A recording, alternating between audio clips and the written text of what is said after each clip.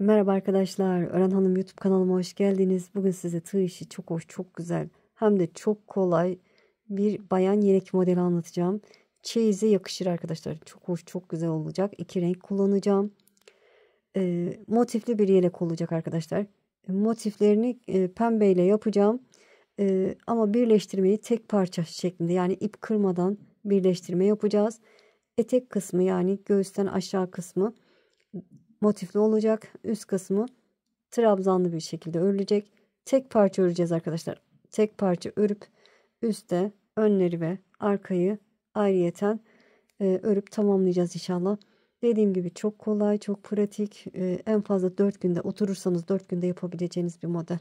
Tavsiye ederim arkadaşlar. Ben de çok beğendim, eminim sizler de beğeneceksiniz.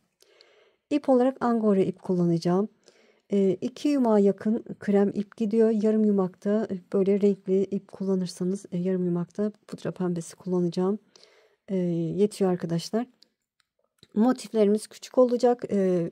38-40 beden için öreceğim ben. 38-40 beden, hatta 42 bedene kadar da olur diye düşünüyorum. 38-40 beden için benimle aynı yapmak isteyenler 140 tane motif yapacağız. Motiflerimiz çok kolay. Böyle bir günde dökebilirsiniz arkadaşlar. O kadar ki kolay. Videoda da size nasıl kolay yapacaksınız onu anlatacağım inşallah. Evet, tığ olarak da şöyle 2 numara 2 milimetrelik tığla öreceğim. Ördükten sonra santim olarak da vereceğim arkadaşlar. Merak edenler için. Hazırsanız şöyle iplerimi kenara alayım. Evet, hazırsanız hadi bakalım başlayalım. Bismillahirrahmanirrahim. 4 tane zincir çekiyorum arkadaşlar. Şöyle 1, 2, 3, 4 zincir çektim. 6 zincir de çekebilirsiniz. Ben 4 zincirden sonra şöyle kendi yaptığımı göstereyim önce. Böyle daha rahat örüyorum. Tığımı doladım. 4 zincirden sonra ilk yaptığım zincire şu şekilde batıyorum. İlmeği alıp dolayıp tek seferde çektiğim çakma sık iğne yapıyorum. Böyle yapınca daha güzel oluyor. Yapamam derseniz 6 zincir çekip halka yapabilirsiniz arkadaşlar. Evet. 4 zincir çekiyorum. Halkamı yaptıktan sonra tığıma doladım. Bu yuvanın içine girdim. İlk önce tek, sonra 2, sonra 2 çektiğim trabzan yaptım. Yani bir doluyorum, 3 defa da çekiyorum. Tığıma doladım. Yine yuvama giriyorum. İlmeği alıyorum. İlk önce tek, sonra 2, sonra 2 çektiğim trabzan. Tığıma doladım. Yine bir dolayıp 3 defa da çektiğim trabzanlar yapıyorum. Evet, baştaki zincirle birlikte toplamda 4 tane oldu. 3 zincir çekiyorum. Tığıma doladım. Aynı yuvaya 4 tane trabzan yapıyorum. 1, 2, 3 ve 4. 3 zincir. Tığıma doladım. Aynı yuvaya 4 tane daha trabzan yapıyorum. Bir dolayıp 3 defa da çektim. 2, 3 ve 4. 3 zincir. Tığıma doladım. Aynı yuvaya 4 trabzan daha yapıyorum. 1, 2, 3 ve 4. Evet, 4 tane dörtlü trabzan yaptık. 3 zincir çekiyorum. İlk yaptığım zincirin tepesine batıyorum. İlmeği aldım. İlmeği içinden geçirdim. İlmeğimi genişlettim. Evet, orta motiflerim bu şekilde. Şimdi tersini çeviriyorum. Burada son battığım yuvaya giriyorum. Tığımı çıkardım. İlmeği alıp tersine çekiyorum. Burada bir zincir çekiyorum. Saklamayı göstereceğim. Şöyle ipimi birazcık uzun bırakıp kesiyorum. Şöyle arkadan şuraya giriyorum. Buradan bir zincir çekiyorum ki ipim tekrar yukarıya çıkmasın. Sonra biraz yürütüp fazlasını kesiyorum.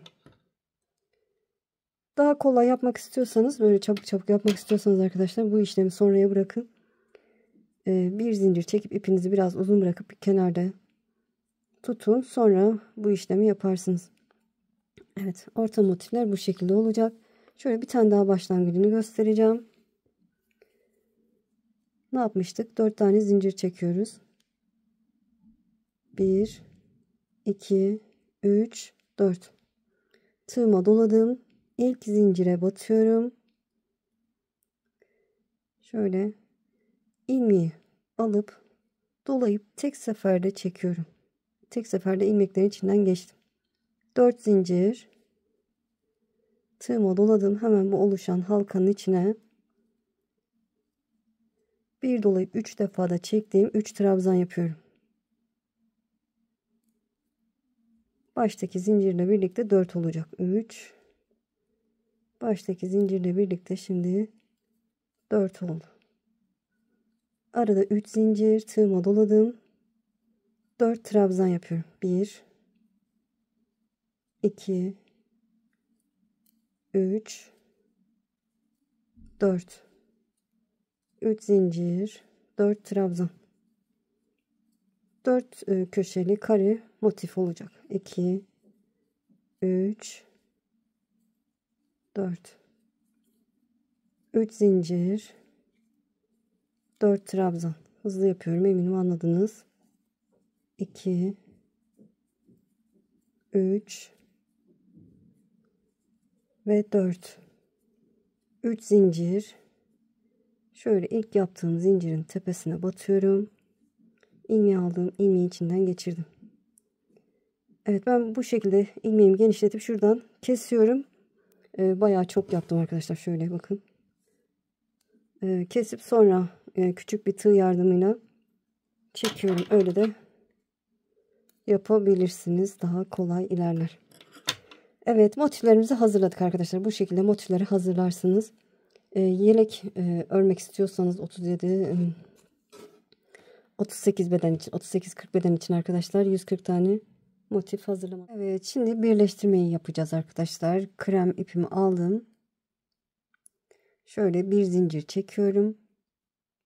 Tığıma doladım. Parmağımı bu şekilde tutuyorum. Motifimi elime aldım. Zincir yuvasına girdim. İlmeği aldım. İlk önce tek, sonra 2, sonra 2 çektiğim trabzan yaptım. Bir dolayıp 3 defa da çektiğim trabzan yapacağım. Yine tığıma doladım. Aynı yuvaya ikinci trabzanımı yapıyorum. 3, aynı yuvaya 4 tane bir dolayıp 3 defa da çektiğim trabzan yaptım. 7 zincir çekiyorum. 1 2 3 4 5 6 7. Tığıma doladım. Aynı yuvaya 4 trabzan daha yapıyorum. 1 2 3 ve 4. 2 zincir çekiyorum. Tığıma doladım. Sıradaki yuvaya giriyorum. 4 tane trabzan. 1 2 3 ve 4. 7 zincir. 1 2 3 4 5 6 7. Bu 7 zincir çektiğim yerler köşe olacak. Tığıma doladım. Aynı yuvaya 4 trabzan daha yapıyorum. 1 2 3 4. 2 zincir çekiyorum. Evet, hiç ip kırmadan diğer motife geçeceğim. 2 zincirden sonra, hatta şöyle göstereyim bakın. Hem bu yuvayı doldurduk. Diğerini doldurduk. 2 zincir çektik. Tığımıza doladık. İkinci motifimi alıyorum. Zincir yuvasına, herhangi bir zincir yuvasına 4 tane trabzan. 1 2 3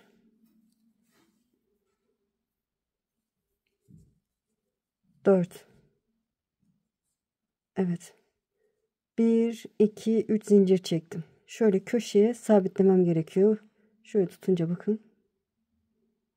Burası da köşe olmuş oluyor. 3 zincirden sonra buradaki diğer motifin son yaptığım köşesine başına dolamadan batıyorum. 1 2 3 zincir döndüm. Tığıma doladım. Tekrar yuvama 4 tane trabzan yapıyorum. 1 2 3 ve 4. Şöyle göstereyim bakın.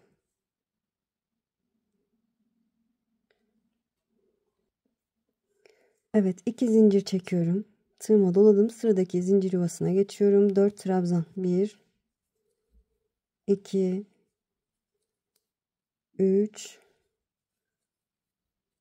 4 7 zincir çekiyorum. 1 2 3 4 5 6 7 tığıma doladım. Aynı yuvaya 4 trabzan. 1 2 3 ve 4. Evet, şöyle bakın. Burada yaptığımız gibi iki köşeyi doldurduk. 2 zincir çekiyoruz. Tığımıza doluyoruz. Diğer motifimi alıyorum. Bunu da zincir yuvasına 4 tane trabzan. 1 2 3 4. Evet. 4 tane trabzan yaptıktan sonra 3 zincir çekiyorum.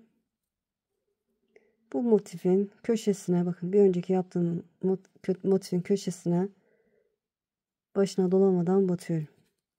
3 zincir çekiyorum. Döndüm. Tekrar yuvama 4 tane trabzan. 1 2 3 4. 2 zincir, tığıma doladım. Sıradaki yuvaya 4 trabzan. 1 2 3 4. 3 zincir, pardon, 7 zincir çekecektim. 4 5 6 7 tığıma doladım. Aynı yuvaya 4 tane trabzan. 1 2 3 ve 4. Evet, bu motifin de iki köşesini doldurdum. Sonra ne yapıyorduk? 2 zincir çekip tığımıza dolayıp diğer motifimizi alıyoruz ve yuvasına, zincir yuvasına 4 tane trabzan. 2 3 4. 4 trabzan yaptıktan sonra 3 zincir. Bir önceki yaptığım motifin köşesine bakın, buradaki köşeye şöyle çevirip başına dolamadan batıyorum. 3 zincir, döndüm yuvama 4 trabzan.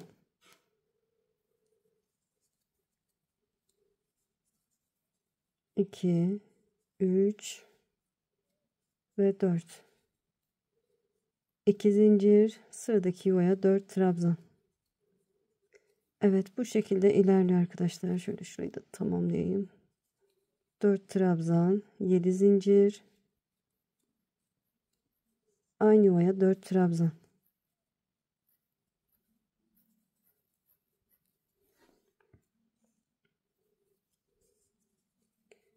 3 ve 4. İki köşeye de battıktan sonra bakın, iki köşeyi tamamladıktan sonra 2 zincir, tığıma doluyorum. Diğer motifi alıyorum. Sıradaki hemen yuvaya 4 trabzan yapıyorum. Evet bakın, 4, hatta 5.'ye başlamışız. Bu şekilde ilerliyor arkadaşlar. Ben 7 tane motifi bu şekilde birleştireceğim. Dönüşü size göstereceğim arkadaşlar. Evet, dediğim gibi bakın, 3 6 ve 7 tane motifimi birleştirdim. Son motifimin yine 2 tane köşesini doldurmuş oldum. 4 trabzandan sonra bakın 2 zincir çektim, tığıma doladım. Sıradaki yuvaya 4 trabzan yapıyorum. Dönüş yapıyoruz. 2 3 ve 4. 7 tane zincir çekiyorum. 1 2 3 4 5 6 7. Tığıma doladım. Aynı yuvaya 4 tane trabzan. 1 2 3 4. Evet, dönüşümüzü yapmış olduk. Şimdi diğer tarafını örüyoruz. 2 zincir, sıradaki yuvaya 4 trabzan. 1 2 3 4. Evet, bura köşe olduğu için arkadaşlar şöyle 1 2 3 4 5 6 7 zincir tığıma doladım. Aynı yuvaya hemen 4 tane trabzan yapıyorum. 1 2 3 4, bir zincir çekiyorum. Bakın şöyle tutun, şuraya eklemem lazım. Bir zincirden sonra buradaki yuvaya başına dolamadan batıyorum. Bir zincir tığıma doladım. Sıradaki bakın diğer motifin yuvasına 4 tane trabzan yapıyorum.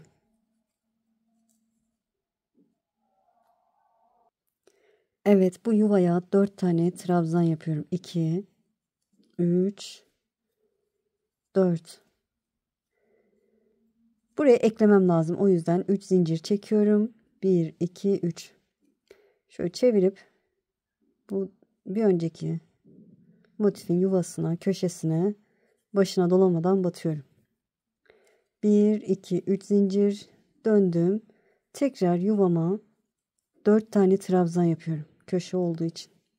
Şöyle 1 2 3 4, zaten 4 köşeli 4 köşeli 4 trabzan, 3 zincir ya da 7 zincir çekiyoruz ama şöyle dil alışkanlığı 2 zincir çektim. Sıradaki yuvaya 4 trabzan yapıyorum. 2 3 4.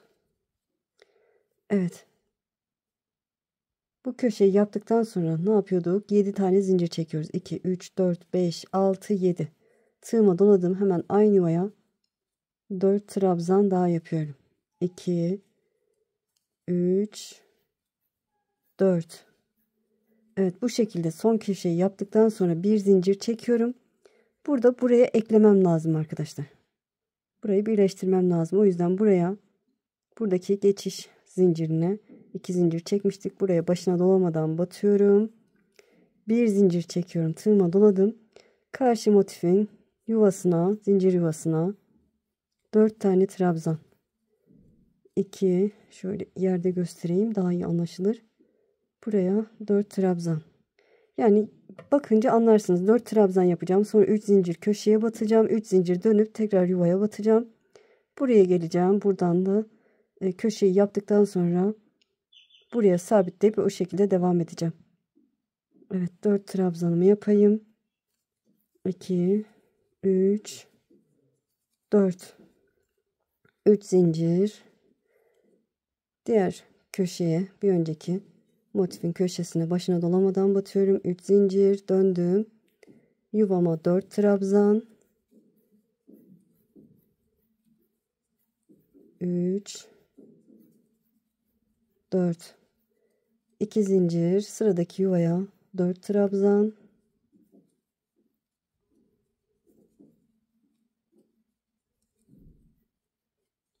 7 zincir, aynı yuvaya 4 trabzan,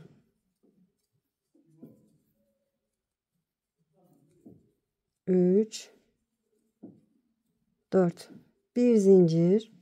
Şöyle bakıyorum, bakın buraya batmam gerekiyor, anlıyorum. Buradaki yuvaya başına dolamadan battım. Bir zincir tığıma doladım. Sıradaki motifin köşesine, yani zincir yuvasına 4 trabzan. 2 3 4, çok uzattım. 3 zincir. Buradaki köşeye bakın, tersini çevirip buradaki köşeye başına dolamadan batıyorum. 3 zincir. Döndüm yuvama. 4 trabzan. 2 3 4, çok kolay arkadaşlar. 2 zincir. Böyle. Evet, uğraştırıcı değil. Anlarsınız zaten, böyle yere senin bakınca anlarsınız ne yapacağınızı. Evet, diğer yarısını örerek gidiyoruz. Evet, bu şekilde devam edeceğiz. Şöyle sıranın sonunda, yani son motifin şöyle köşesine bakın, bu köşeye 4 trabzan yapıp yukarıya bir sonraki sıraya geçeceğiz. Evet, buraya kadar gelelim. Buraya da 4 trabzanımızı yapalım. Sonrasını göstereceğim. Evet, bakın dediğim yere kadar geldim. Bu köşeye sadece 4 tane trabzan yaptım. 4 trabzan yaptıktan sonra şimdi dönüş yapacağız arkadaşlar. Karşıya sabitlemeyeceğiz. 6 tane zincir çekiyorum. 1, 2, 3, 4, 5, 6. İkinci sıraya geçeceğiz. 6 zincir çektikten sonra tığıma doladım. Motif alıyorum. Köşesine 4 tane trabzan yapıyorum. 1, 2, 3 ve 4. Bir zincir çektim. Bakın görüntü bu. Buraya başına dolamadan batacağım. Evet, şöyle çevirdim. Bakın buraya başına dolamadan batıyorum. Yani sabitledik. Bir zincir tığıma doladım. Sıradaki yuvaya 4 tane trabzan. 1, 2, 3 ve 4. 3 zincir çekiyorum.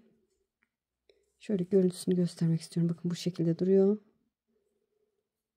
Burada köşeye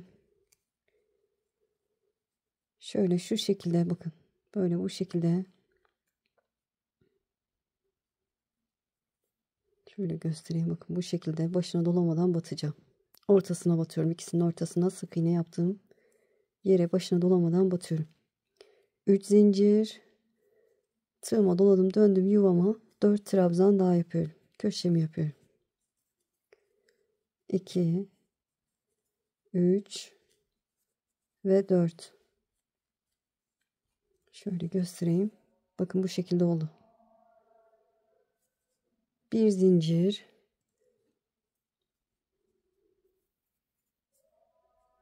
tığıma doladım. Köşeye, bakın yuvaya trabzanımı yapıyorum 4 tane. 1,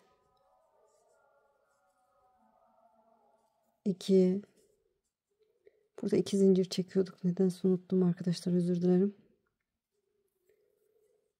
Sabitlemedim çünkü. 2 zincir köşeye 4 trabzan. Evet, ezan okuyordu, o yüzden durdurdum. Buraya 4 tane trabzanımı yapıyorum. 2, 3 ve 4. Evet, şimdi burada da köşemi yapmam lazım. 3 zincir çekiyorum. Şöyle bu şekilde tutuyorum. Şöyle batacağım arkadaşlar. Bakın karşıdaki şu köşenin içinden şu şekilde gireceğim. Ve sık iğne yapacağım. Şöyle sıkıca yapacağım. 1, 2, 3 zincir. Hem buraya hem buraya da batabilirsiniz. Benim gibi de yapabilirsiniz arkadaşlar. Şöyle biraz ayrık durmuş. Evet. Böyle de yapabilirsiniz. Hem şuna hem şuna da batabilirsiniz. Siz nasıl güzel duruyorsa o şekilde de yapabilirsiniz. Evet, 3 zincirden sonra tığıma doladım. Yine köşeme trabzanımı yapıyorum. 2, 3 ve 4. Bir zincir. Şöyle tutuyorum. Bakın nereye batacağım zaten bakınca anlıyorum. Şuraya batmam lazım. Buraya sık iğne yapıyorum. Bir zincir tığıma doladım. Sıradaki yuvaya 4 trabzan. 2, 3, 4. 3 zincir çekiyorum. Şöyle bakıyorum nereye batmamız lazım. Bakın buraya köşeye batmamız lazım. Şöyle şu şekilde batacağım. Şöyle sık iğne arkadaşlar. Sık iğneyi içine alacak şekilde sık iğne yapıyorum. 3 zincir döndüm yuvama, 4 trabzan. 1, 2, 3 ve 4. Evet, şimdi ne yapacağız? Bakın şöyle tutuyorum. Diğer motifi alacağız. Oradan anlıyoruz. Şuraya gelince köşeyi yaptıktan sonra diğer motifi alacağım. 2 zincir çekiyorum. Tığıma doladım. Köşeye 4 trabzan. 2, 3 ve 4. köşeyi yapacağım. Şöyle bakın buraya batacağım. 3 zincir. Köşeye şöyle bakın. Şöyle tutuyorum. Şu şekilde çaprazdaki köşenin zincir yuvası ortasını alacak şekilde sık iğne yapıyorum. 1 2 3 zincir. Tığıma doladım. Yine yuvama 4 trabzan.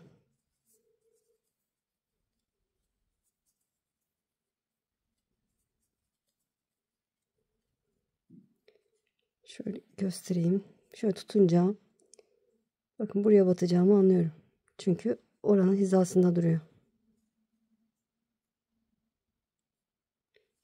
Bir zincir çekmiştim buraya. Yan taraf başına dolamadan batıyorum. Bir zincir tığıma doladım yuvama. 4 trabzan. 2 3 ve 4. 3 zincir. Köşeye bakın şöyle ikisini ortasına sık iğneye batıyorum. 3 zincir. Döndüm yuvama batıyorum. Evet böyle ilerliyor. Dediğim gibi böyle yere serin bakınca anlarsınız, karıştırırsınız. Evet köşeyi yaptıktan sonra 2 zincir çekiyorum. Anlıyorum ki diğer motifi alacağım. Tığıma doladım. Diğer motifin köşesine 4 trabzan.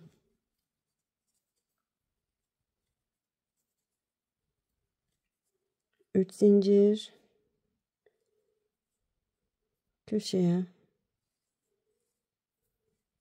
şöyle bakın. Şuradan şöyle şekilde başına dolamadan batıyorum.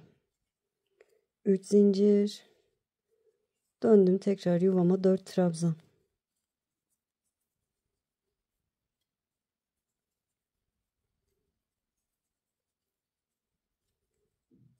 Bir zincir.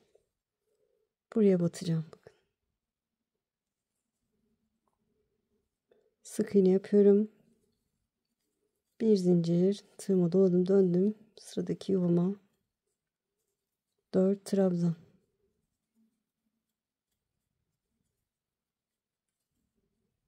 3 zincir.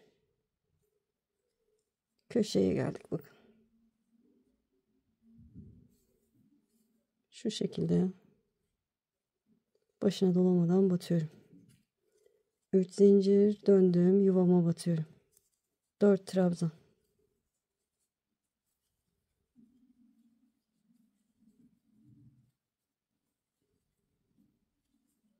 2 zincir.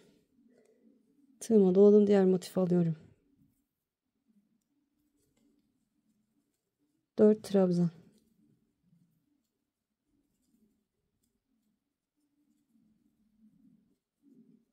3 zincir. Şöyle bakarsınız arkadaşlar. Şöyle buraya köşeye sabitlememiz lazım. Onu anlıyorum. Sabitledikten sonra 3 zincir tekrar yuvama 4 trabzan. Sonra buraya sabitleyeceğim. Onu bakınca anlıyorum. Sonra buraya batıp köşeye batacağım. O şekilde ilerliyor arkadaşlar. Bakın 5.'yi sabitlemişiz neredeyse. Böyle devam edelim. Şöyle yine dönüşü göstereceğim arkadaşlar. Evet sıranın sonuna geldim. Bakın en son 3 zincir çektim. Köşeye battım. Tekrar 3 zincir çektim. Şöyle dönüyorum. Köşeme yine 4 trabzan.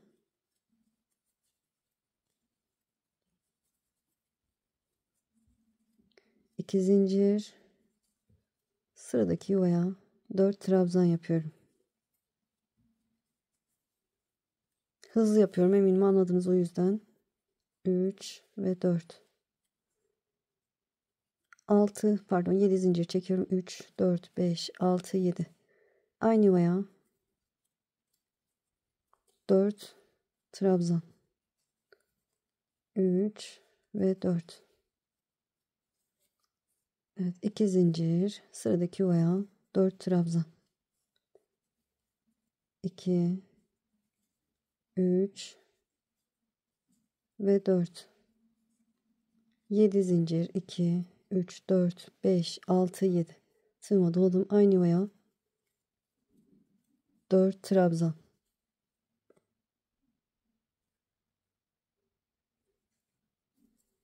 2 3 ve 4. Bir zincir, buradaki geçiş zincirine başına dolamadan batıyorum.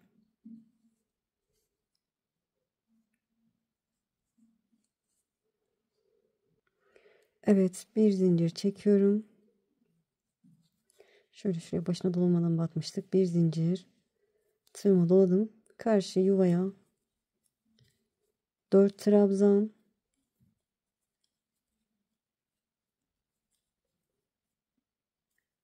3 zincir çekiyorum. Burada köşeye, bakın, biraz önceki yaptığım köşeye başına dolamadan batıyorum. 3 zincir döndüm, tığıma doladım, yuvama 4 trabzan, 2 3 ve 4. Bu şekilde 2 zincir, tekrar burayı da göstereceğim. Sıradaki yuvaya 4 trabzan,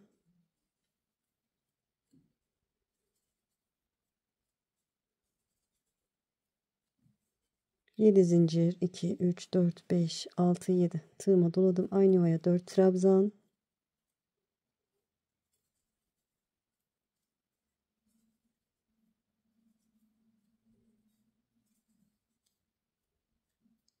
1 zincir, buraya bakın, geçiş zincirine başına dolamadan batıyorum. 1 zincir, tığıma doladım. Karşı motifin köşesine 4 trabzan, 2 3 ve 4. 3 zincir, köşeye, bakın, biraz önceki yaptığım köşeye başına dolamadan batıyorum. Şöyle göstereyim, bakın. 3 zincir, tığıma doladım, yuvama 4 trabzan daha yapıyorum. 2 3 ve 4. 2 zincir. Evet, böyle ilerliyor arkadaşlar. Artık bilirsiniz ama şurada tekrar ben 3. sıraya geçişi göstermek istiyorum. Belki anlamayan olur. Buralar eminim anlaşıldı. Buraya gelelim arkadaşlar. Şuraya yine 4 trabzan yapıp 3. sıraya geçeceğiz. Evet. Bakın, yine köşeye kadar geldim. Köşeme 4 trabzanımı yaptım.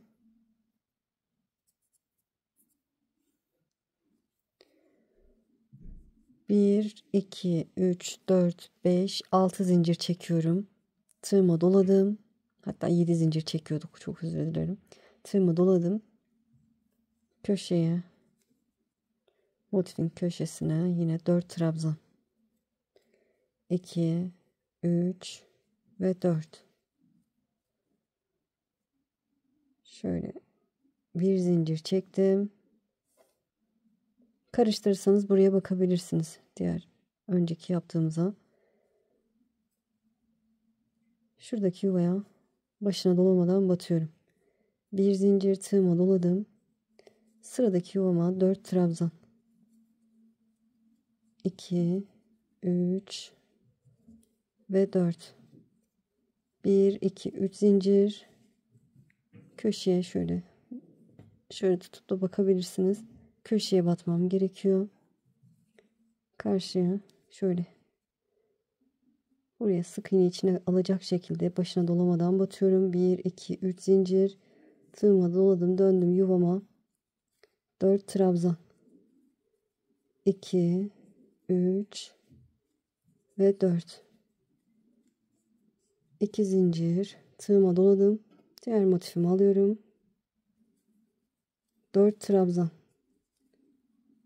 2 3 ve 4. 3 zincir, köşeye batacağız şöyle. Dediğim gibi karıştırırsanız yere serin, anlarsınız nereye batacağınızı.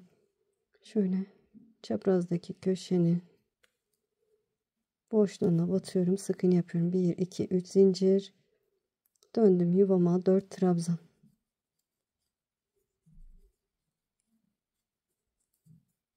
3 ve 4. Bir zincir. Denk gelen yuvaya başına dolamadan batıyorum. Bir zincir. Döndüm yuvama. Sıradaki yuvama 4 trabzan. 2 3 ve 4. 3 zincir köşeye şu şekilde başına dolamadan batıyorum. 3 zincir tığıma doladım, döndüm tekrar yuvama, 4 trabzan. Hızlı yaptığımı düşünüyorsanız sağ üst köşede 3 nokta var, oradan hız ayarını yavaşlatabilirsiniz. Bu şekilde yaptıktan sonra 2 zincir tığıma doladım, diğer motifimi alıyorum, 4 trabzan. 4 trabzan yapıp yine köşe yapacağız. Evet, böyle ilerliyor arkadaşlar. Şöyle göstereyim. Böyle devam edelim arkadaşlar. Ben tamamlayacağım. Sonrasını göstereceğim. Evet, gördüğünüz gibi 3. sırayı da tamamladım. Bu şekilde devam edersiniz arkadaşlar. Böyle ben toplamda 20 sıra olana kadar şöyle 3. sırayı yaptık. 20 sıra olana kadar bu şekilde devam edeceğim. Sonra diğer aşamaya geçeceğim arkadaşlar. Burayı da kapattıktan sonra bakın burası böyle kalacak. Böyle kalacak. En sonda burayı gideceğiz arkadaşlar. Orayı da göstereceğim. Sonra diğer aşamaya geçeceğiz. Yapalım arkadaşlar. Ben de dediğim gibi 20 sıra olana kadar örüp döneceğim inşallah. Evet, ben tamamladım arkadaşlar. 140 motifimi ekledim. Bu şekilde 7 ekleyerek devam ettim. 20 sıra ekledim arkadaşlar. Şöyle göstereyim. Bu alt kısmını henüz örmedim. Sizinle birlikte öreceğim. Nasıl olacak? Şöyle arka beden 10 motif boyutunda, önlerde 5 motif, 1 2 3 4, evet şöyle 5 oluyor. Burası da 1 2 3 4 5 böyle olacak. Evet, eğer ki küçük geldiyse arkadaşlar, bakın kıyafetinizin boyunu ölçün. Küçük geldiyse 4 motif fazla yapabilirsiniz. Evet, daha büyük yapmak isteyenler. Şimdi ne yapacağız? Bakın alt kısmı tamamlamamıştık, hatırlarsanız. Şöyle git gel yapmıştık. Burada bu kısmı tamamlamamıştık. Şimdi orayı tamamlamayı göstereceğim. Evet, dediğim gibi yol yakın, eğer ki dar olduysa 3 motifte fazla yapabilirsiniz. 4 motifte fazla yapabilirsiniz. Evet, şöyle köşeden başlayayım. Diyeceğim ama o ip sökülmüyor pek. Evet, 1 2 3 4 5 6 7 zincir çektim. Şöyle göstereyim. Bakın alt kısımları şimdi tamamlayacağız. 7 zincirden sonra şöyle tığıma doladım. Burası köşe olduğu için aynı yere 4 tane trabzan yapıyorum. 2 3 4, 2 zincir, sıradaki yuvaya 4 trabzan, 1 2, şöyle göstereyim, bakın 2 3 4. Burada 3 zincir çekiyorum. 1 2 3 zincir çektim. Burada 7 zincirle bu motife geçmiştik. Şöyle zincirin ortasına gelecek şekilde boşuna dolamadan batıyorum. 3 zincir, diğer motife geçiyoruz. Bakın bu şekilde. Tığımı doladım, diğer motifin köşesine 4 tane trabzan, bir dolayıp 3 defa da çektim. 3 ve 4. 4 trabzandan sonra 2 zincir, tığıma doladım. Sıradaki yuvaya, bakın köşeye 4 trabzan. 1 2 3 4. Şöyle göstereyim. 3 zincir.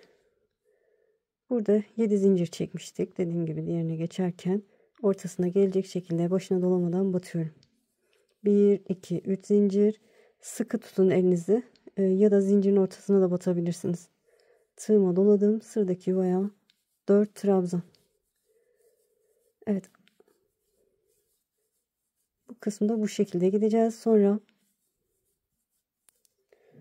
üst kısma geçeceğiz arkadaşlar. 2 zincir. Tığıma doladım. Sıradaki yuvaya 4 trabzan. 2, 3 ve 4. 3 zincir. Buradaki 7 zincir çekmişim. Ortasına gelecek şekilde sık iğne yapıyorum. Elim sıkı değilse, eliniz genişse zincire batarak yapın. 3 zincir. Diğer yuvaya geçiyorum. Evet, böyle devam ediyoruz arkadaşlar. Bu şekilde ilerleyelim. Evet, bu kenarı örerek geldim. Şimdi ilk başladığımız motifimiz bu arkadaşlar. Bakın buradan başlamıştık. 3 zincir çektim. Şöyle köşeye battıktan sonra buraya yine 4 tane trabzan yapıyorum. Yani hiç ip kırmadan, koparmadan başladığımız yere gelmiş olduk. Evet, 4 trabzanımı yaptım. 2 zincir çekiyorum. Şöyle ilk yaptığım trabzanın tepesine batıyorum. İlmeği aldım. İlmeğin içinden geçirdim. Kaydırma tekniğiyle buraya sabitledim. Evet, ben buradan da başlayabilirim arkadaşlar. Bir yüz sıraya başlayabilirim ama ben sağ taraftan başlamak istiyorum. O yüzden burada ipimi içeriye çekip zaten buraya trabzan yapacağız. Saklarız. Şöyle ilmeğimi arkaya alıyorum. Zincir çekiyorum, ipimi kesiyorum. Evet, arkaya saklayalım. Şimdi şöyle sağ taraftan üst kısma başlayacağız arkadaşlar. Evet, sağ üst köşeden başlayacağız arkadaşlar. Şöyle ipimi aldım, bir zincir çekiyorum. Şöyle tığıma doladım. Baş parmağımla hem ilmeğimi hem doladığım ilmeği şöyle şu şekilde tutuyorum. Bakın bu şekilde tutuyorum. İşimi aldım. Bu köşeye, bakın köşedeki zincir yuvasına giriyorum. İlmeği aldım. Şöyle parmağımla buradaki ipi tutuyorum. İlk önce tek, sonra iki, sonra iki çektim, trabzan yapıyorum. Yani yine bir dolayıp 3 defa da çekiyoruz. Aynı yuvaya ikinci trabzan, 3 ve 4. Evet, 4 trabzan yaptım.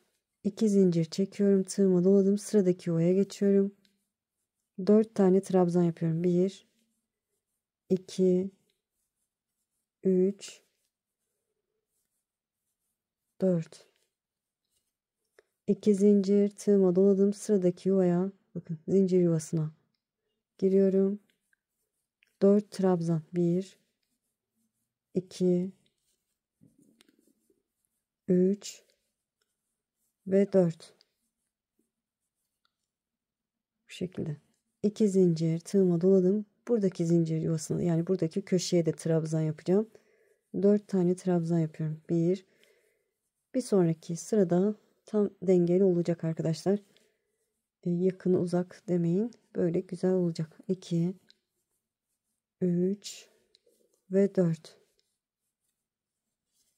2 zincir, tığıma doladım. Sıradaki zincir yuvasına 4 trabzan. 1 2 3 4. Her yuvaya 4 trabzan yapıyoruz. Geçişlerde 2 zincir çekiyoruz. 2 zincir, sıradaki, bakın buradaki köşe zincir yuvasına 4 trabzan.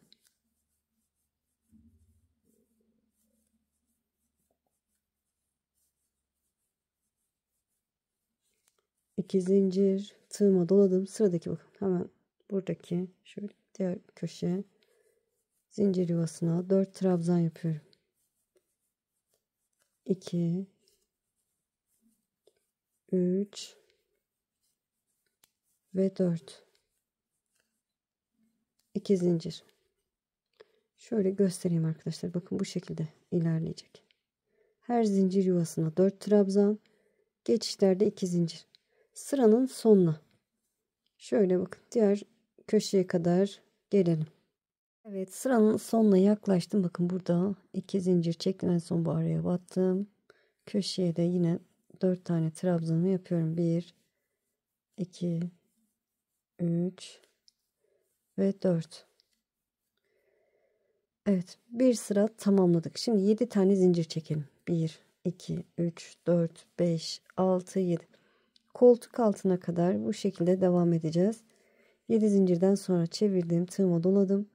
Buradaki zincir yuvasına 4 tane trabzan yapıyorum. 2,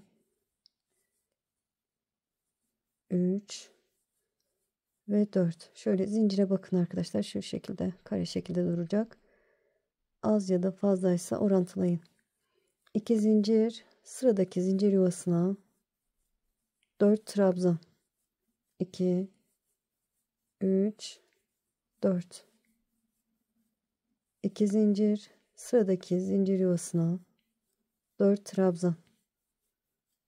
Evet, burası alt kısma göre geniş oluyorsa arkadaşlar, daha esnek duruyorsa zinciri bir tane çekebilirsiniz ya da elinizi biraz örerken sıkı tutun. Yani trabzanın boyunu uzun tutun ama sıkı kapatın. O şekilde yapabilirsiniz.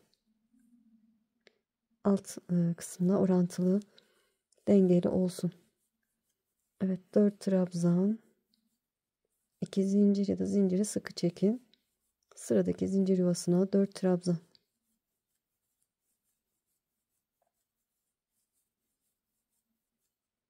2 zincir. Evet, bu şekilde ilerliyoruz. Sıranın sonuna kadar gelelim.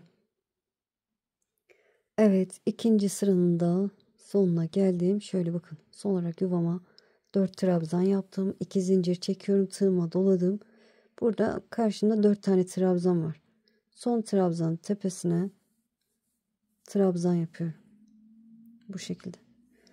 1, 2, 3, 4 zincir çektim, çevirdim. Tığıma doladım. Bu yuvanın içine 3 tane trabzan yapıyorum. 2, 3. Baştaki zincirle birlikte 4 oldu. Bu şekilde olacak dönüş. 2 zincir, tığıma doladım, sıradaki zincir yuvasına 4 trabzan. 2, 3, 4. 2 zincir, sıradaki zincir yuvasına 4 trabzan. 3. sıradayız. Bu şekilde ilerliyoruz. 4 trabzan, 2 zincir. Sıranın sonunda ne yapacağız? Şöyle bu şekilde 5 sıra devam edeceğiz arkadaşlar. Sıranın sonunda buradaki zincir yuvasına 4 trabzan yapıp yine 7 zincirle bir üst sıraya geçeceğiz. Evet, bu şekilde devam edelim. Toplamda 5 sıra örelim. Sonrasını göstereceğim. Evet, gördüğünüz gibi tamamladım. 5 sıra ördüm. Beraber sayalım. Bakın, motiften sonra 1, 2, 3, 4, 5 sıra olacak şekilde ördüm. Koltuk altına gelmiş oldum. Kısa derseniz 2 sıra fazla örebilirsiniz arkadaşlar. Bakarsınız. Şimdi ne yapacağız? Önce bu sol önü öreceğiz arkadaşlar. Sol önü. Sonra diğer ön bedeni öreceğiz. En sonunda arka bedeni örüp birleştirip etrafını yapıp tamamlayacağız inşallah. Nasıl yapacağız? Nasıl ayarlayacağız önler ve arkanın sayısını? Şöyle dediğim gibi 10 desen arkada var. Şöyle sayarsak 5 desen önde, bakın 1, 2, 3, 4, 5 sağ taraf, böyle sağ tarafta durduğu için sağ diyorum. Üzerimize giyince sol taraf olacak.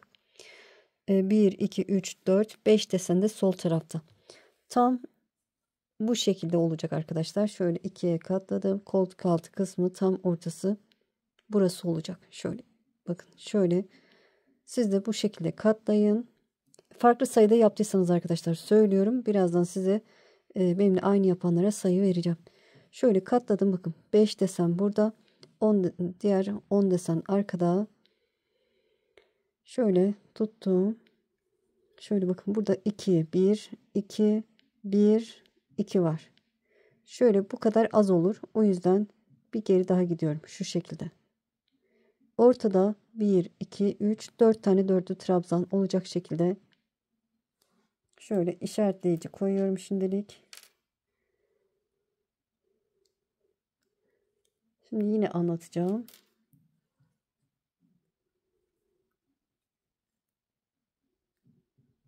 Evet, bu zincir yuvalarına işaretleyici koydum. Tekrar gösteriyorum. Şöyle nerenin tam koltuk altı ortası olacak arkadaşlar. Orasını şöyle şu şekilde tutun. Yukarıya bakınca bakın. Hem sağda hem solda dörtlü trabzanları var. Burada 2 tane var. Burada 1. Burada 2 tane var. Burada ortada 1. Burada 2 tane. Bu 2 tane koltuk altı için az olur. O yüzden bir geri daha gidiyorum. Şöyle şu kadar yeterli. Sayarsak da benimle aynı yapanlar için arkadaşlar. Şöyle bir kutucukları sayıyorum. Kutucukları değil, trabzan dolgularını sayıyorum. 1, 2, 3, 4, 5, 6, 7, 8, 9, 10, 11, 12, 13 tane trabzanım var. Dörtlü trabzanım var. Bu şekilde ayarlarsınız. Koltuk altı için yeterli. Evet, çok konuştum ama kusuruma bakmayın. Daha iyi anlatabilmek adına. Yaka oyuntusunu hemen koymayacağım arkadaşlar. 2 sıra öreceğim. Şimdi ne yapacağım? Buraya kadar gelip 2 sıra git gel yapacağım. Döneceğim yani. Şöyle 1, 2, 3. Kamera çok yukarıda. Evet, 3, 4, 5, 6, 7 tane zincir çektim. Çevirdim. Tığıma doladım. Zincir yuvama 4 tane trabzan yapıyorum. 2, 3, 4. Evet, böyle işaretleyici koyarsınız. Dilerseniz ya da tekrardan hesaplayabilirsiniz. 2 zincir sıradaki yuvaya 4 trabzan. 3 ve 4. 2 zincir. 2 zincir 4 trabzan şeklinde şöyle bu işaretlediğim yere kadar geleceğim arkadaşlar. Birazdan size de sayı vereceğim. Evet, işaretlediğim yere kadar geldim. En son 2 zincir çektim. O işaretlediğim yeri de 4 tane trabzan yapıyorum. 2, 3 ve 4. Evet, burada geri döneceğim arkadaşlar. Şöyle çeviriyorum. Kaç tane dörtlü trabzanım oldu? Şöyle bakın, trabzanları sayıyorum. 1, 2, 3, 4, 5, 6, 7, 8, 9, 10, 11, 12, 13 tane olmuş. 13 tane yeterli. Koltuk altı içinde bu kadar mesafe yeterli diye düşünüyorum. 4 parmak kadar var. Evet, şimdi 1, 2, 3, 4, 5, 6, 7 zincir çektim. Zincir yuvasına 4 tane trabzan.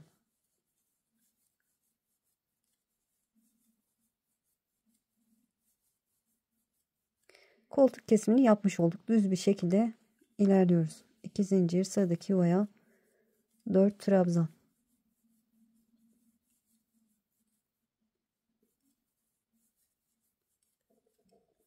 2 zincir. Evet, bu şekilde sıranın sonuna kadar ilerleyelim. Evet, sıranın sonuna yaklaştım. Şöyle son yuvama da 4 trabzanımı yapıyorum. 2, 3, 4. Yerinizi karıştıranlar için arkadaşlar neredeyiz? Şöyle bakın. Motiften sonraki sıraları sayıyorum. 1, 2, trabzanları sayıyorum. 2, 3, 4, 5, 6, 7 sıra örmüşüz. Şimdi ne yaptık? Koltuk kesiminden sonra 2 sıra düz bir şekilde devam etmiş olduk. Yeterli diye düşünüyorum. Tabi bu sırayı 3 ya da 4 de yapabilirsiniz arkadaşlar. Size kalmış. Şimdi yaka oyuntusunu yapmaya başlıyorum. 4 zincir çekiyorum. 1, 2, 3, 4 zincir tığıma doladım. Çevirdim. 4 zincirden sonra sıradaki zincir yuvasına 4 tane trabzanımı yapıyorum. Bakın şöyle şekli böyle olacak görüntüsü. 2, 3, 4. 2 zincir sıradaki yuvaya 4 trabzan. 2, 3 ve 4. 2 zincir. Evet, bu şekilde ilerleyeceğiz. Şöyle. Bu koltuk kısmında zaten eksiltmemizi yaptık arkadaşlar. Düz bir şekilde yukarıya çıkacak. Böyle buraya kadar gelelim. Burada yuvanın içine 4 trabzan yapıp bir üst sıraya geçelim. Yine yaka oyuntusuna gelelim. Yaka oyuntusunu buraya kadar gelelim. Yaka oyuntusunu göstereceğim. Evet, sıranın sonuna yani yaka oyuntusuna kadar geldim arkadaşlar. Burada bakın şöyle 4 zincir çekip dönmüştük. Şimdi 3 trabzan yaptım. Hemen aynı yuvaya, bakın son yuvaya değil, bakın buna değil, bir öncesine. 4. trabzanımı yapıyorum. İlk önce tek, sonra 2 çektim. Şöyle 2 ilmek tığımda kaldı arkadaşlar. Tığıma doladım. Bunu kapatıp tekrar buraya da trabzan yapabilirsiniz ama böyle yapınca daha güzel duruyor. Tığıma doladım, 2 ilmek kalasıya bakın. Sonra karşında 4 trabzan var. Dördüncüye batıyorum. İlmeği alıyorum. İlk önce tek, sonra 2, sonra şöyle 3 ilmeğin içinden geçiyorum. Bu şekilde de kapatabilirsiniz. Yapamıyorum derseniz 4 trabzandan sonra buraya trabzan batın arkadaşlar. Şimdi 1, 2, 3, 4 zincir çektim. Çevirdim. Tığıma doladım. Şöyle sıradaki zincir yuvasına 4 tane trabzan yapıyorum. 2, 3 ve 4. Evet, bakın bu şekilde ilerliyor. 2 zincir, sıradaki yuvaya 4 trabzan. Evet, bilirsiniz artık. Böyle devam edelim. Yine koltuk altına kadar gelelim. Buradan yine dönüşümüzü yapalım. Yaka oyuntusuna kadar gelelim. Sonrasını göstereceğim. Evet, yine yaka oyuntusuna kadar geldim. Bakın son yuvama bir trabzan yaptım. Şimdi ikinciyi yapıyorum. 3, dördüncüyü yaparken ilk önce tek, sonra 2 çekiyorum. Son ikisini bırakıyorum. Tığıma doladım. 4. trabzana giriyorum. İlmeği aldım. İlk önce tek, sonra 2 çektim, doladım. 3 ilmeği içinden geçiyorum. Bu şekilde. Kasıyorsa daha fazla, daha büyük yapabilirsiniz. 2 dolayabilirsiniz arkadaşlar. Benimki şimdilik kasmıyor. 1, 2, 3, 4 zincir çektim, çevirdim. Hemen sıradaki yuvaya 4 tane trabzan. 2, 3, 4. Evet, yine aynı şekilde koltuk altına kadar ilerleyelim. Bakın düz bir şekilde ilerliyor. Sonra dönüşümüzü yapalım. Yaka oyuntusuna kadar gelelim. Evet, bir üst sıraya yaka oyuntusuna kadar geldim. Şöyle, hatta 4. trabzanı da yapmışım unutup. Tığıma doladım. 4. trabzanımı yapıyorum. İlk önce tek, sonra 2 çekiyorum. Son 2'ye bırakıyorum. Tığıma doladım. 4 trabzanım var. 4. trabzana giriyorum. İlmeği aldım. İlk önce tek, sonra 2 çekiyorum. Doluyorum. 3 ilmeği içinden geçiyorum. Şöyle biraz uzun tuttum, gördüğünüz gibi. Kasmasın. 1, 2, 3, 4 zincir çektim, çevirdim. Hemen sıradaki yuvama 4 trabzan.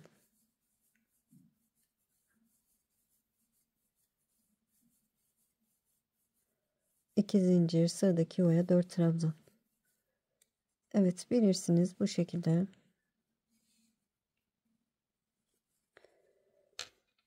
Devam edelim. Sırayı tamamlayalım. Bir üst sıraya yaka oyuntusuna kadar gelelim. Sonrasını göstereceğim. Evet, yaka oyuntusuna geldim. Şöyle tığıma doladım. Bakın 3 trabzan yaptıktan sonra aynı yuvaya giriyorum. İlmeği aldım. İlk önce tek, sonra 2 çekiyorum. Evet, tığımdan çıktı. İlk önce tek, sonra 2 çektim. Tığıma doladım. 4. trabzana giriyorum. İlk önce tek, sonra 2 çekiyorum, doladım. 3 ilmeği içinden geçiyorum. Şöyle. 1, 2, 3, 4 zincir. Son eksiltme sıramız arkadaşlar. Yeterli bu kadar diye düşünüyorum. Siz bakarsınız. Evet, 4 zincirden sonra şöyle biraz geniş çekeyim zincirimi. Sıradaki yuvaya 4 trabzan.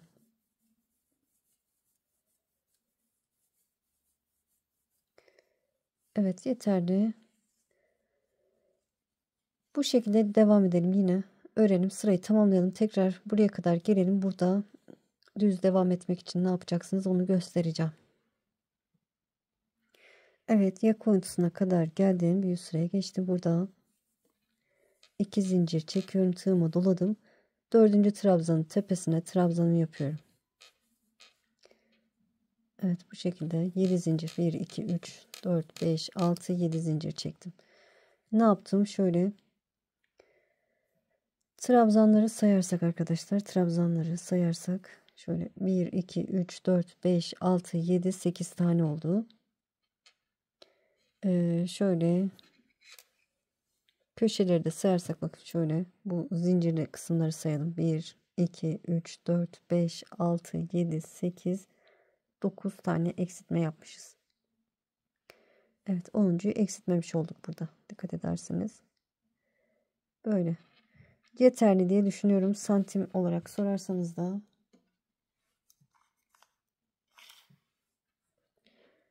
evet, bakın 15 santim kalmış. Yeterli. Evet. Ne yaptık? 2 zincir çektik. 4. trabzana battık. Şimdi çevirdim. 7 zincir çekmişim. Özür dilerim. 4 zincir çekmem gerekiyordu. Evet. 4 zincirle döndüm. Tığıma doladım. Hemen bu yuvaya 3 tane trabzan yapıyorum. 2 3 zincirle birlikte 4 oldu. 2 zincir çekiyorum. Sıradaki yuvaya 4 trabzan. Evet. Yaka oyuntusunu tamamladık.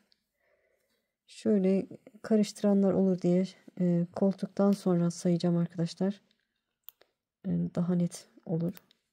Koltuk kesiminden sonra ne kadar ördük? Bakın, koltuk kesiminden sonra 1, boşluğu da sayıyorum. 2 3 4 5 6 7 8 9 10 11 12 sıra örmüşüz. Bu şekilde anlarsınız. Yoluma devam ediyorum. Hiçbir işlem yok. Düz bir şekilde 4 trabzan, 2 zincir, sıradaki yuvaya 4 trabzan. Dönüşleri biliyorsunuz zaten, eksiltme yapmayacağız artık. Yani oyuntu yapmıyoruz. Omuz hizasına kadar bu şekilde düz bir şekilde ilerleyelim arkadaşlar. Bilirsiniz zaten, dediğim gibi koltuk kısmında burada ne yapıyorsak aynı işlemi dönüşte de burada uygulayacağız. Bir üst sırada şuraya 4 trabzan yaptıktan sonra 2 zincir çekip 4. buradaki zincirin tepesine trabzan yapacağız ve dönüp 4 zincirle yuvanın içine buradaki gibi trabzan dolgusu yapacağız. Evet, bu şekilde dediğim gibi omuz hizasına kadar gelelim. Sonrasını göstereceğim. Evet, buradaki yaka oyuntusunu tamamladım arkadaşlar. Şöyle hatırlarsanız diğerinde 9 sıra kesmiştik. Şimdi bakın şöyle sayıyorum. Bu yatık olan kısımları 1 2 3 4 5 6 7 8 9 sıra eksiltme yapmış oldum.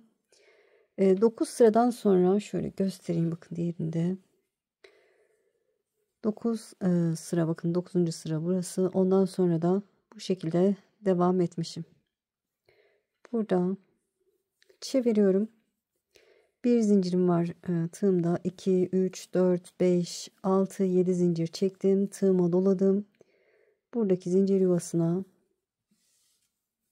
4 tane trabzan yapıyorum. 2 1 2 3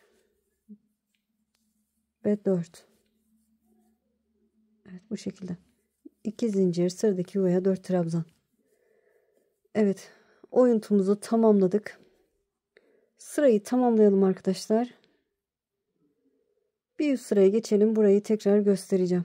Şöyle burayı göstereceğim dediğim gibi. Evet, sırayı tamamladım. Bir üst sıraya geçtim. Yine yaka kısmına geldim arkadaşlar. Şöyle göstereyim. Trabzanımı 4 trabzanımı yaptıktan sonra 2 zincir çektim. Buradaki zincir yuvasına 7 zincir çekmiştik hatırlarsanız. 4 tane trabzanımı yapıyorum. 3 ve 4. Şöyle 1 2 3 4 5 6 7 zincir çeviriyorum. Tığıma doladım. Sıradaki zincir yuvasına 4 trabzan. Evet, düz bir şekilde devam ediyoruz. Artırma, eksiltme hiçbir işlem yok. Diğerini yaptığımız gibi aynı boyutta olana kadar örelim arkadaşlar. Hatırladığım kadarıyla şöyle son eksiltmeden sonra 12 sıra diye hatırlıyorum ama Yanlış değil inşallah. Evet, şöyle son eksiltmeden sonra 1, 2, 3, 4, 5, 6, 7, 8, 9, 10, 11, 12. Evet. Ben 12 sıra öreceğim. Diğerini 12 ördüğüm için siz de diğerini kaç ördüyseniz, kaç sıra ördüyseniz bunu da aynı şekilde örün. Tamamlayıp sonra arkaya geçeceğiz inşallah. Evet, burayı da tamamladım arkadaşlar. Gördüğünüz gibi aynı şekilde, aynı boyutta olana kadar ördüm. Şimdi arka bedeni yapacağız. Nasıl yapacağız? Şöyle tersinden yapacağız ama şöyle siz neredesiniz, nasıl anlarsınız onu göstereceğim. Burada bakın arka bedende en son düz gitmişim. Demek ki tersinden örmem gerekiyor bir sonraki sırayı. Evet, şöyle iç kısımdan şöyle nereden başlayacağız onu da göstereceğim. Bir zincir çekiyorum. Tığıma doladım. Bakın 1, 2, 3, 4. yuvaya trabzan yapacağız. Evet, şöyle bakın. Bu yuvaya yapmışım. Ondan sonraki yuvaları sayıyorum. 1, 2, tersindeyim arkadaşlar. Tekrar söylüyorum. 1, 2, 3, 4.'ye. Şöyle bak, buradan itibaren şöyle bakın, tam ortası, 2 desen arası, 2 sağda 2 solda olacak şekilde. Zaten işaretleyici koymuştuk. Evet, buraya trabzan yapıyorum. Bu işaret koyduğum yuvaya 4 tane trabzan. 2, 3 ve 4. 2 zincir, sıradaki yuvaya 4 trabzan. Evet, her yuvaya 4 trabzan, aralarda 2 zincir çekerek ilerleyeceğiz. 1, 2 zincir. Şöyle burada şunu çıkartayım, dikkatinizi dağıtmasın. Şöyle burada bakın, bu yuvayı saymıyorum. Saymıyorum. 1, 2, 3, 4. yuvaya geleceğiz. Yani 3 yuva boş kalacak ortada. Buraya kadar gelelim. Zaten sayıda veririm birazdan. Evet, söylediğim yere kadar geldim. Şöyle bakın.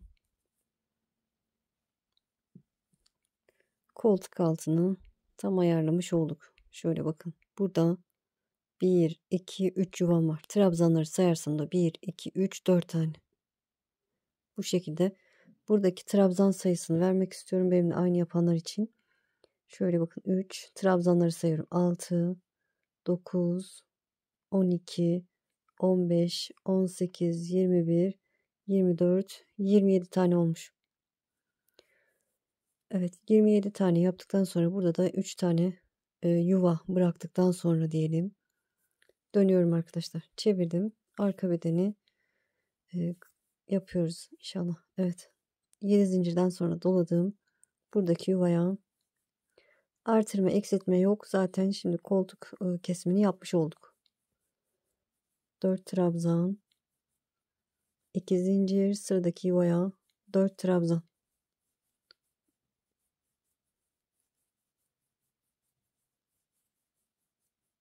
İki zincir. Evet, yolumuza devam edelim arkadaşlar.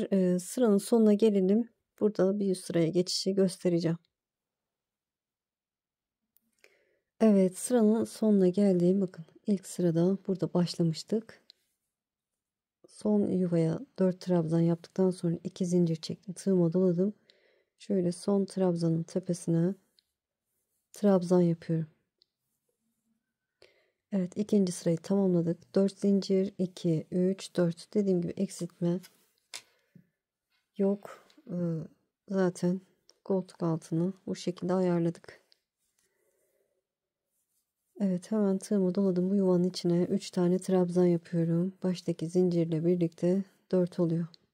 Evet, yaptım bile. 2 zincir, sıradaki yuvaya 4 trabzan. Bu şekilde git gel yapacağız. Evet, şöyle 4. trabzanı da yapayım. 2 zincir. Böyle git gel yapacağız. Artık işaretleyicimi çıkartayım. Ne kadar yapacağız bu önleri? Kaç sıra ördüysek arkadaşlar. Kaç sıra ördüysek şöyle buradan sayarsınız. Kaç sıra ördüysek bunda Aynı boyuta gelene kadar örelim. Sonrasını göstereceğim. Arka bedeninde omuz hizasına kadar ördüm arkadaşlar. Şöyle koltuk kesiminden sonra 23 sıra ördüm. Burada da koltuk kesiminden sonra 23 sıra örmüştüm.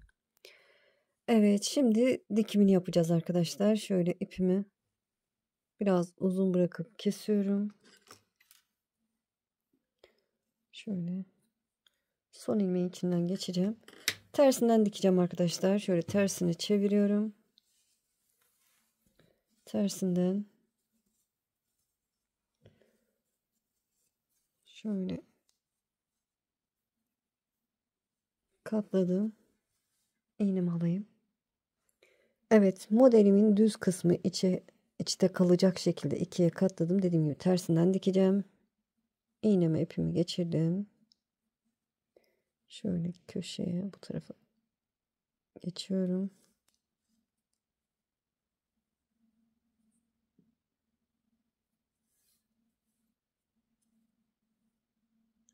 Şöyle karşılıklı trabzanların tepesine batalım.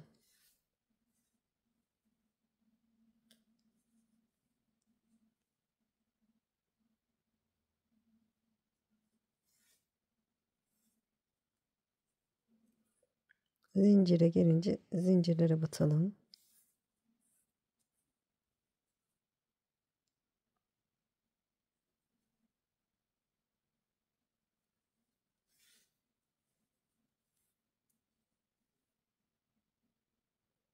Evet, trabzanlara gelince karşılıklı trabzanların tepesine batalım. Eminim siz daha iyi bilirsiniz. Bu şekilde hepsi denk gelecek zaten. Zincirler ve trabzanlar denk gelecek. Dikelim. Sonra ipimizi keselim arkadaşlar. Etrafını yapımına geçeceğiz. Evet, dikimini tamamladım arkadaşlar. Aynı şekilde diğer omuzu da diktim. Modelimin düzünü çevirdim. Düz taraftan görüntüsü böyle. Şimdi kenar gideceğiz arkadaşlar. Kenarını ben şöyle kol etrafını çevirdim. Bu şekilde yapacağım. Siz farklı da yapabilirsiniz. Eğer ki benimki dar oldu, küçük oldu, boy olarak küçük oldu derseniz de şöyle ne yapabilirsiniz? Buraya 2 sıra gidebilirsiniz arkadaşlar. Burada yaptığımız gibi 4 trabzan 2 zincir şeklinde 2 sıra gidebilirsiniz. Ben fikir söylüyorum arkadaşlar. Benimkinin boyutu ideal. 2 sıra gidebilirsiniz. Boyutunun biraz daha uzun olmasını istiyorsanız ondan sonra kenar gidebilirsiniz. Kenar olarak bunu beğenmeyip farklı şekillerde de gidebilirsiniz. Aynı bu burayı yaptığımız gibi böyle etrafını öyle gidip bir sonraki sırada da bu şekilde yapabilirsiniz ya da yarım ay deseninde yapabilirsiniz. Fikir çok arkadaşlar, size kalmış. Bana gelen resimde bu şekildeydi. Böyle anlatacağım inşallah. Evet, kenarını nasıl yapacağız? Şöyle bu köşeden başlayacağım arkadaşlar. Tamamen etrafını gideceğiz. Kolları sonra yapacağız. Ben birini yaptım ama siz sonra yaparsınız. Şöyle bir zincir çektim. Tığıma doladım. Şöyle burada hatta zincirle yapalım arkadaşlar. Şu köşeye bakın. Alt köşeye zinciri sabitledim. Yani başına dolamadan battım. 3 zincir çekiyorum. Tığıma doladım. Hemen buradaki ilk trabzanıma giriyorum. İlk önce tek, sonra 2, sonra 2 çektiğim trabzan yaptım. 3 zincir çekiyorum. Tığıma doladım. Bu trabzan ve buradaki boşluğa diyelim arkadaşlar. Bu trabzanı ya da trabzanın etrafını alarak trabzan yapıyorum. Bir dolayıp 2 defa da çektiğim trabzanlar yapıyorum. Bakın zincirle birlikte 3 oldu. 6'ya tamamlayacağım. 4 5 şöyle görünmüyor olabilir. Şöyle göstereyim. 6. Bir dolayıp 2 defa da çektim. Baştaki zincirle birlikte 6 tane trabzan yaptım. Buradaki 4 trabzanım var. Dördüncüye başına dolamadan batıyorum. Evet, birincisini yaptım. Şimdi 3 zincir çekiyorum. Tığıma doladım. Buradaki ilk trabzana giriyorum. Hani denk düşsün arkadaşlar, ona dikkat edin. Girdim, ilmeği aldım. İlk önce tek, sonra 2, sonra 2 çektiğim trabzan. Buradaki 3 zincir fazlaysa 2 zincir çekebilirsiniz. Bana da fazla geldi sanki. Şöyle 2 zincir çektim. Şöyle trabzanın tepesine giriyorum. 3 defa da çektiğim trabzan. 3 zincir, bu trabzana bakın bu şekilde trabzan yapıyorum. Baştaki zincirle birlikte 6 tane trabzan, bir dolayıp 2 defa da çektiğim 2 2 çekiyorum. Evet 5 oldu. 6 şöyle göstereyim bakın 3 6 zincirle birlikte. Şimdi son trabzana başına dolamadan batıyorum. 1 2 3 zincir tığıma doladım. Burada şuraya denk geliyor. Şuraya bakın. Şurayı atlamam lazım. Şuraya trabzan yapıyorum. Bir dolayıp 3 defa da çektim. 3 zincir tığıma doladım. Bu trabzana 6 tane trabzan zincirle birlikte 7 olacak. Zincirle birlikte 4 5 6 ve 7. Buradaki ilk trabzana başına dolamadan batıyorum. 1 2 3 zincir tığıma doladım. Son trabzana 3 defa da çektiğim trabzan, 3 zincir, bu trabzanıma 5 tane trabzan yapıyorum. Zincirle birlikte 6 olacak. Evet zincirle birlikte 5 olmuş. Şimdi 6. oldu. Şimdi nereye batacağım? Şuradaki ilk trabzanın tepesine. Bilirsiniz zaten bakınca. 3 zincir tığıma doladım. Son trabzana 3 defa da çektiğim trabzan, 3 zincir, zincirle birlikte 6 trabzan.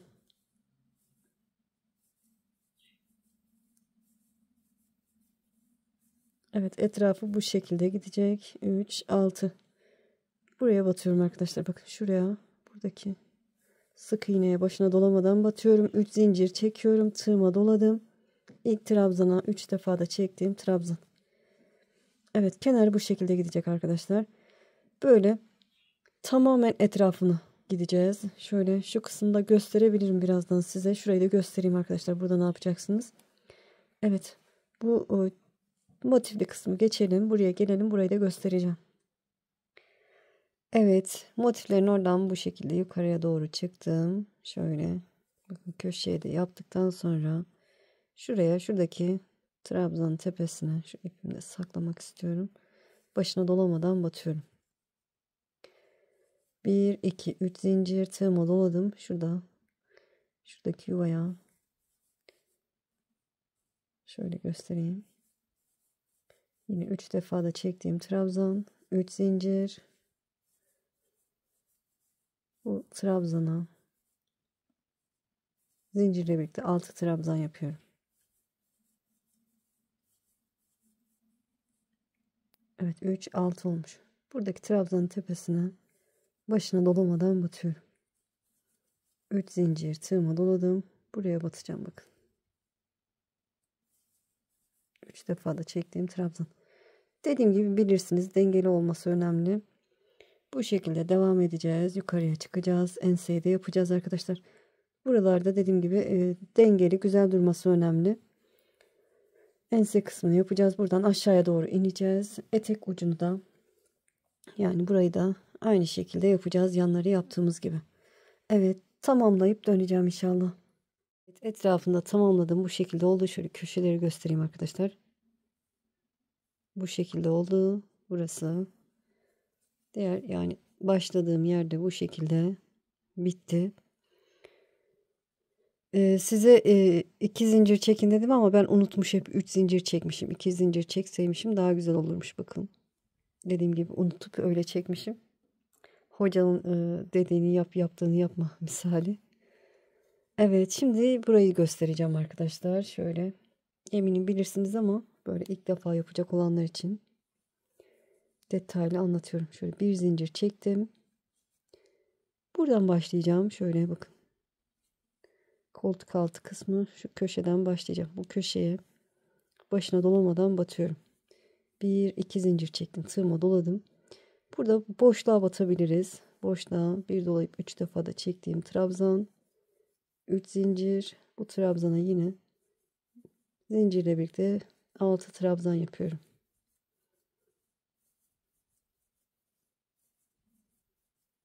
Evet 3 6 olmuş. Şuraya şöyle Zincire batabilirsiniz ya da içine de batabilirsiniz. Başına dolamadan batıyorum. 1-2 zincir tığıma doladım. Şuraya, buraya batmaya gerek yok. Şöyle de batabilirsiniz. Dediğim gibi 3 zincir. Evet, böyle tamamen yapalım arkadaşlar. Buraya kadar gelelim, ipimizi keselim. Şöyle burayı göstereyim. Bakın ben böyle yapmışım. Şöyle tamamladım. Evet, ipi de arkaya saklamayı da göstereyim arkadaşlar. Şöyle ipimizi arkaya alalım. Şöyle bir yere bakın. Şuraya giriyorum. Hatta biraz uzak olsun. Şuraya girdim. İlmeğimi buradan geçiriyorum. Sonra biraz daha ileriden girip burada bir zincir çekiyorum ki tekrar yukarıya çıkmasın ipin fazlası. Ve fazlasını keseceğim. Evet, bu şekilde de saklarsınız. Evet, sadece benim burası kaldı arkadaşlar. Burayı tamamlayıp döneceğim. Evet, tamamen bitirdim arkadaşlar. Tersinden ılık bir ütü yaptım. Çok hoş, çok güzel oldu. Hem çok kolay oldu, hem çok güzel bir model ortaya çıktı. Eminim sizinkiler de en az bu kadar güzel oldu. Santim olarak da vermek istiyorum örmeyenler için daha. Şöyle en olarak şöyle 50 santim arkadaşlar. 50 santim. Tabii elinizin sıkılığı, genişliği de önemli. 50 santim olmuş. Şöyle koltuk altından aşağıya doğru da şöyle. Burası da 40 santim arkadaşlar. Koltuk altından aşağıya doğru da 40 santim. Kol evine kadar. Onu da göstereyim. Kol evimizde. Şöyle çevirmem lazım. Pardon. Evet, 20 santim. 20 santim görünüyor. 21 de denilebilir. Evet, omuz hizası. Şöyle 16 santim diyelim arkadaşlar buraya da. Ense kısmı da 16 santim, diğeri de 16 santimdir. Böyle çok hoş, çok güzel oldu. Yakaya kadar uzunluğu da göstereyim. 20 santim, bakın yaka oyuntusu 20 santim olmuş. Evet, muhteşem oldu. Şimdi size mankenin üzerinde de göstereceğim arkadaşlar. Böyle dediğim gibi hem çabuk bitti hem de çok güzel bir yeleğimiz oldu. Şöyle size manken üzerinden göstereyim. Evet, mankeni giydirdim. Çok hoş, çok güzel oldu. 38-40 beden rahatlıkla olur. Şöyle arkasını da göstereyim. Evet, arkası da bu şekilde. Beni izleyerek yaptığınız için çok çok teşekkür ederim. Kanalıma abone değilseniz abone olursanız sevinirim. Abonelik tamamen ücretsiz. Videolarımı beğenip paylaşırsanız, yorum yaparsanız bana destek olmuş olursunuz. Şimdi değil, ileride örmek istiyorum derseniz de kaydet butonuna basın. Daha sonra kaydettiğiniz videolar arasında bulabilirsiniz.